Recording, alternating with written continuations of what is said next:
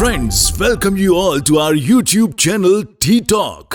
सफलता के आसमान पर चमकने वाले सितारों की जानदार शानदार कहानी सुनिए उन्हीं की जुबानी। देखते रहिए टी टॉक। नमस्कार दोस्तों, हमारे YouTube चैनल टी टॉक पर एक बार फिर आप सभी का मैं अतुल पारिक हार्दिक स्वागत अभिनंदन करता हूं, जहां मैं हर हफ्ते आपके लिए लेके आता हूं एक नई सेलिब्रिटी का इंटरव्यू। इसी क्रम में आज मैं आपको एक स्पेशल आर्टिस्ट से मिलवाने वाला हूं, जो कि बांसुरी की कला में माहिर है। जी हाँ, एक मैं आपको बांसुरी वादक से मिलवाने वाला हूं। काफी युवा व ऊर्जावान यह बांसुरी वादक, जिनका नाम है मोहित मेहता। हाँ, ये मोहित मेहता वही मोहित मेहता हैं जिनको नाथद्वारा में ठाकुर जी के सामने भी बांसुरी बजाने का सौभाग्य प्राप्त है, तथा इन्होंने राष्ट्रीय स्तर पे कई क्लासिकल म्यूजिक के प्रोग्राम भी किए हैं, तथा साथ साथ इन्होंने कई रेडियो प्रोग्राम्स भी दिए हैं।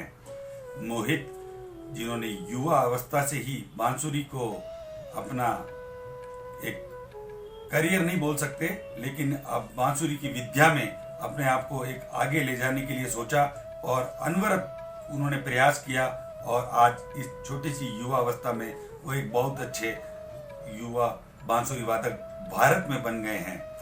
मोहित बांसुरी वादक होने के साथ साथ एक रेडियो में साउंड इंजीनियर भी हैं, तथा वह साथ में एक अच्छे सिंगर कंपोजर भी हैं। उन्होंने इसी के साथ साथ कई म्यूजिक एल्बम में भी बैकग्राउंड म्यूजिक में अपनी बांसुरी की आवाज दी है। उनकी बांसुरी की आवाज इतनी मनमोहक है कि आपको बार बार सुनने का मन करता है। हम भी आपको आज उनकी बांसुरी की एक झलक दिखाएंगे। इस इंटरव्यू की शुरुआत है वो एक आरती से करेंगे। मोहित जो है वो एक अपनी बांसुरी से एक आरती हमें सुनाएंगे।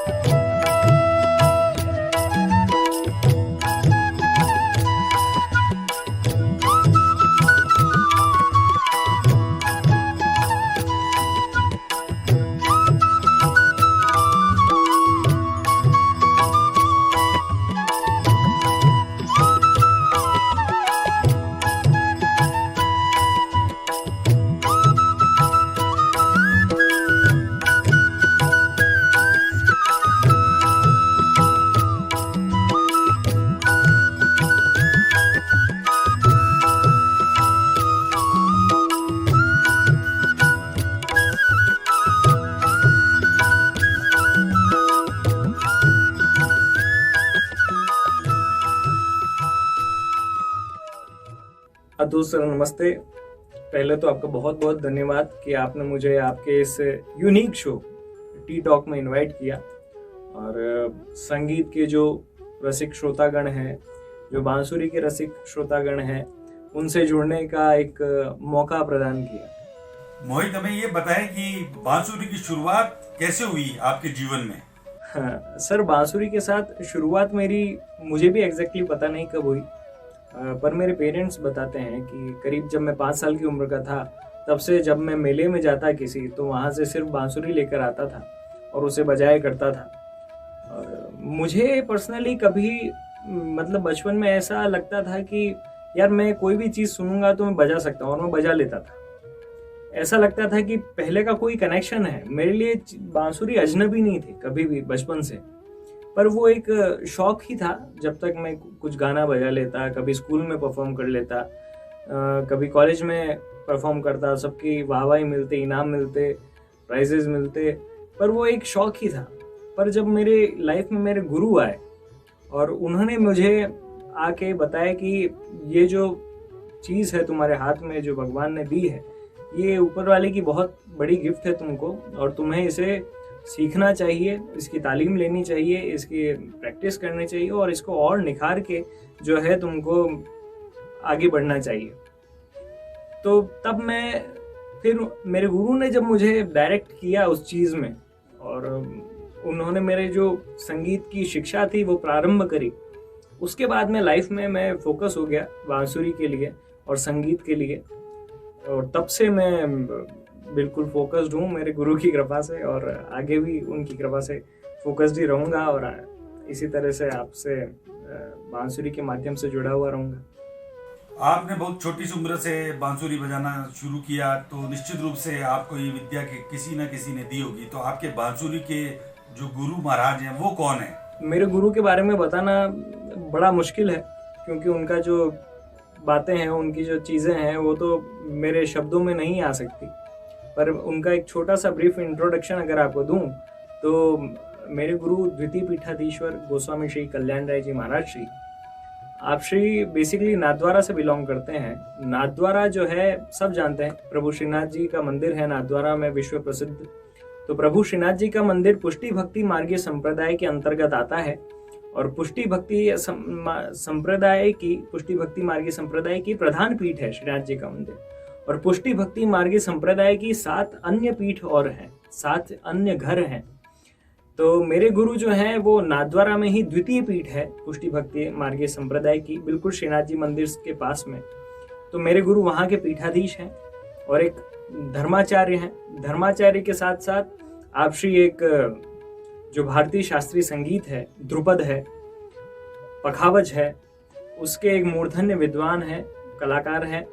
और आप श्री ने सिर्फ और सिर्फ प्रभु की भक्ति के लिए और जो संगीत है भारतीय शास्त्रीय संगीत, उसके संरक्षण एवं संवर्धन के लिए, उसको फ्लरिश करने के लिए बहुत सारे कार्यक्रमों में रेडियो पे और अपने जो प्रस्तुति है वो दी है, जिससे कि जो हमारा पुराना संगीत है, वैदिक काल का जो संगीत है, और जो हवेली संगीत आप जानते हैं, बेसिकली वो पुष्टि भक्ति मार्गीय संगीत है, जो पुष्टि भक्ति मार्ग के मंदिरों में गाया जाता है, ठाकुर जी को सुनाया जाता है। तो उसके एक मूर्धन्य विद्वान है, एक पिलर हैं। तो उन्हीं की कृपा से मुझे जो कुछ भी प्राप्त हुआ है उनकी कृपा से हुआ है, और उनके द्वारा बताए गए जो मार्ग है उस पे मैं चलने का प्रयास किया है मैंने मेरी लाइफ में, और आगे भी उनकी कृपा से प्रयासरत रहूंगा। बांसुरी एक ऐसा मतलब माध्यम है, एक ऐसी चीज है, अगर कहीं भी बजरी होती है तो आदमी का ध्यान उस तरफ यकायक चला ही जाता है। तो ऐसा क्या आकर्षण है बांसुरी की आवाज में कि आदमी का ध्यान उसकी तरफ खींचा चला आता है? इसके बारे में कुछ हमारे जो व्यूअर्स हैं, जो दर्शक हैं, उनको कुछ बताएं। सर देखिए, बांसुरी जो है वो सबसे नेचुरल इंस्ट्रूमेंट है। बांसुरी जो है एक सिंपल बैम्बू जो होता है, बांस, उससे बनती है। इसमें बांस में छेद किए जाते हैं, और क्योंकि ये पार्ट ऑफ नेचर है, इसको बनाने में ना कोई मेटल लगता है, ना कोई किसी तरह का जो पशुओं का कुछ चीज़ लगती है। तो ये सबसे नेचुरल है, और इससे नेचुरल कुछ हो ही नहीं सकता। तो बांसुरी क्योंकि प्योर पार्ट ऑफ नेचर है, और नेचर सबको खींचती है, तो जो बांसुरी है इस वजह से इसकी जो आवाज़ है वो सबको अपनी तरफ आकर्षित करती है। और उसके बाद जिनका ये साज है प्रभु श्री कृष्ण, उसकी वजह से इसका एक अलग ही ग्लैमर है जो सालों से है। ये लोग गिटार को बड़ा ग्लैमरस कहते हैं, पर ये जो इंस्ट्रूमेंट है बांसुरी, इसका ग्लैमर बहुत सदियों पुराना ग्लैमर है। तो प्रभु श्री कृष्ण का वाद्य है ये, तो उन्हीं की कृपा से, हम उन्हीं की आज्ञा से और उनकी कृपा से ही हम बजाने का प्रयास करते हैं। तो इसलिए इसकी आवाज़ जो है वो सबको सम्मोहित करती है और एक आनंद प्रदान करती है। हर चीज के कुछ ना कुछ बेनिफिट्स भी होते हैं, स्पेशली इस कला के क्षेत्र में। तो आप हमें बांसुरी बजाने के कुछ जो फायदे हैं, कुछ बेनिफिट्स हैं, उसके बारे में आज हम सबको कुछ चीजें बताएं विस्तार से। बांसुरी बजाने से क्या फायदा नहीं है, ये सोचना पड़ेगा, क्योंकि बांसुरी एक ऐसा इंस्ट्रूमेंट है जो कि माइंड, बॉडी और सोल तीनों को जो है नरिशमेंट प्रदान करता है। क्योंकि जैसे जब आप बांसुरी बजाते हैं तो जो विभिन्न प्राणायाम की गति है, अनुलोम विलोम से लेके भस्त्रिका प्राणायाम, तो वो बांसुरी जो विधिवत शास्त्रीय संगीत के तौर पे बजाता है तो उसके सारे प्राणायाम बांसुरी बजाने में हो जाते हैं। तो उससे आपकी बॉडी सही रहती है।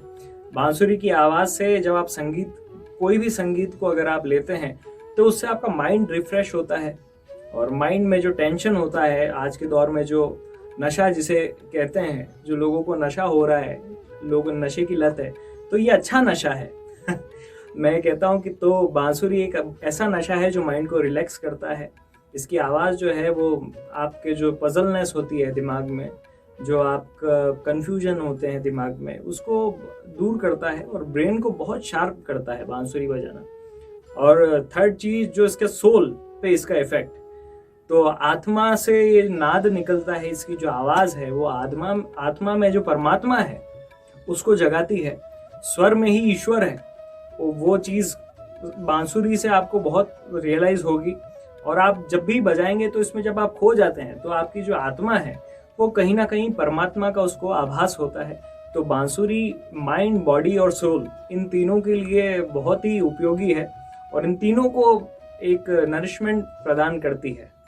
क्लासिकल म्यूजिक और नॉर्मल म्यूजिक में आप क्या अंतर समझते हैं, क्योंकि आप इस विद्या में पारंगत हैं और आपको इसकी काफी कुछ नॉलेज है, तो एक आम आदमी को एक आप हमें ज्ञान दीजिए या हमें बताइए कि दोनों में क्या अंतर है। देखिए, दोनों म्यूजिक है, डिफरेंस है उनके एम में।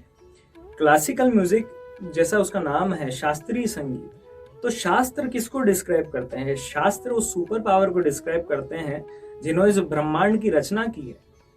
तो जब आप शास्त्रीय संगीत आप कर रहे हैं, गा रहे हैं, बजा रहे हैं, तो इसका मतलब ये होता है कि आपका एम जो है वो सुपर पावर है।